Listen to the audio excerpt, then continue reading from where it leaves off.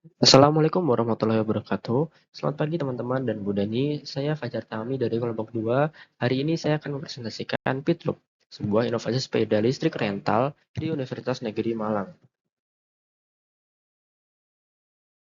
Baik, kita mulai dari latar belakang.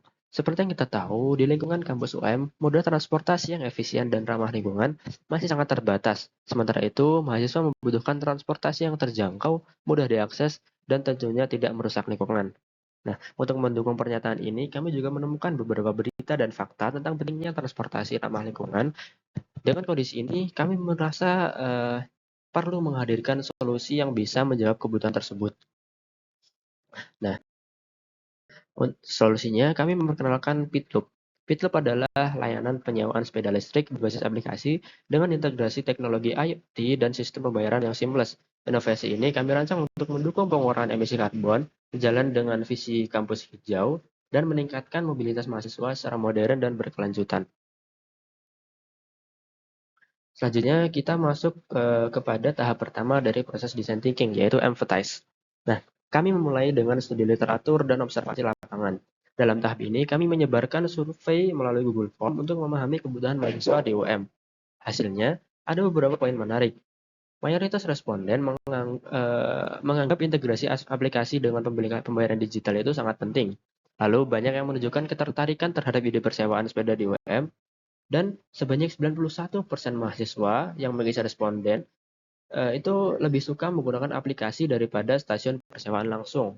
Nah, di sini menunjukkan bahwa solusi berbasis aplikasi memiliki potensi besar untuk diterapkan. Lalu, dari hasil survei dan observasi tadi, kami membuat empathy map untuk lebih memahami kebutuhan mahasiswa. Nah, dari beberapa itu, mahasiswa itu berpikir, saya ingin transportasi yang ramah lingkungan tapi juga hemat biaya. Lalu mereka juga bilang, aku sering terlambat karena susah cari transportasi yang cepat di kampus.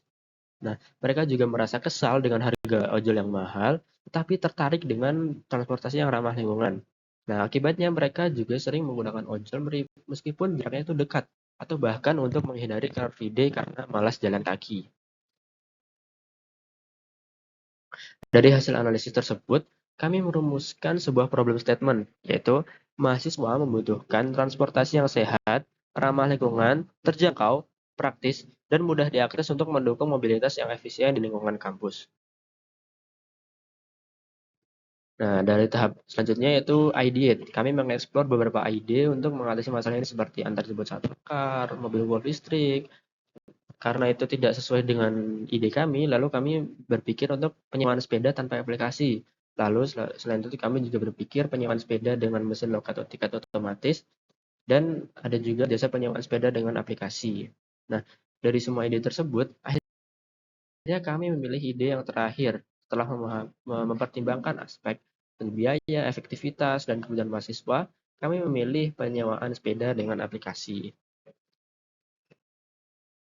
Nah, selain itu adalah tahap prototype. Kami mulai merancang antarmuka pengguna atau UI UX menggunakan Figma. Berikut adalah tampilan awal dari aplikasi Fitloop.